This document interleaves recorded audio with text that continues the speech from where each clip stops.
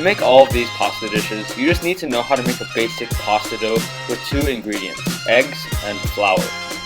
And the general rule of thumb for a pasta dough is 1 egg for every 100 grams of flour.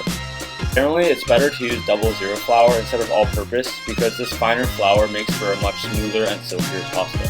Today I'll be working with 3 portions, so 300 grams of flour. At first you're looking to make a well in the middle of your flour, and then you can add your eggs one at a time in this well. And what we're trying to do here is while we're whisking the egg, we're also trying to thicken the egg mixture by bringing in some flour into the well.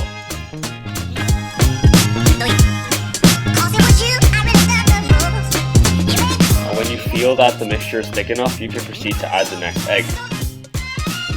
As you're adding your eggs, you're just trying to repeat the same process. As you're whisking the egg mixture, you're trying to bring in more and more flour to make the mixture more and more thick. Most of the time, the well is going to eventually burst after you add all of your eggs, and that's when you just try and mix the egg mixture with your flour and trying to coax everything into one homogeneous dough. And when you're able to get somewhat of a dough, this is when you need to start kneading.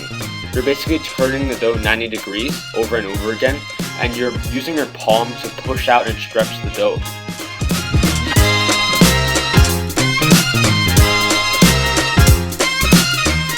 You'll know that you've kneaded the dough enough when you poke a hole in it and it immediately springs back. This is a sign that gluten has developed, and gluten is the protein that gives pasta its chewy texture. At this point, we need to rest the dough for at least 30 minutes to let the gluten relax and to make the dough easier to roll out. And from here, we'll have to roll out each piece one by one. At this point, we're pressing the dough down and then we're putting it through the widest setting.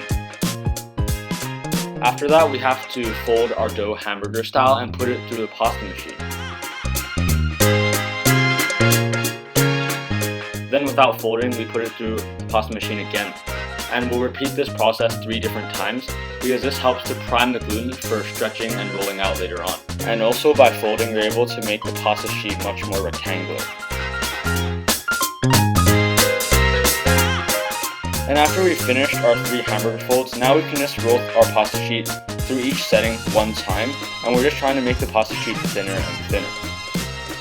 And at this point, you have a choice. You can either roll your pasta sheet out into the second narrowest setting or the narrowest setting, depending on whether you like a chewier pasta or a more silky, thin pasta.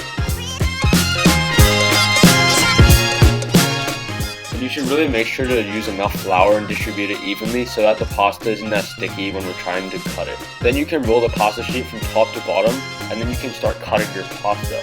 You can really cut it to any width. If you cut it really fine, it's almost like a spaghetti, and in this case I'm making a fettuccine with slightly wide noodles.